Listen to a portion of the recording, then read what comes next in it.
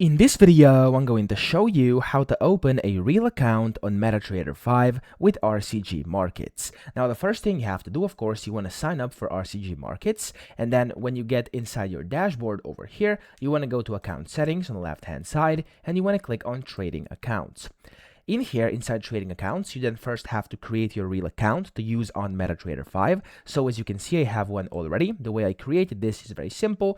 I just clicked on here where it says Platform, selected MT5. The account, you can then go live over here to create a real account. The currency, of course, you can select whatever you want. The account type can also be whatever you prefer. And then you have to type your password twice in here. And this is going to be the password you're going to use to actually sign in to your MetaTrader 5. Whenever you do this, click on Create Account here, and your MT5 account, your real account, is going to be created, okay?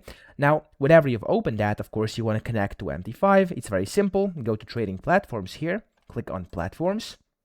And then you can get your MT5 client. Of course, you could also use the one which is the general one you downloaded from the official MT5 website. And then you want to open that up, click on File, top left, click on Open an Account. In here, you want to look for RCG Markets like this, find your company. And then you want to click on RCG Markets and click on Next.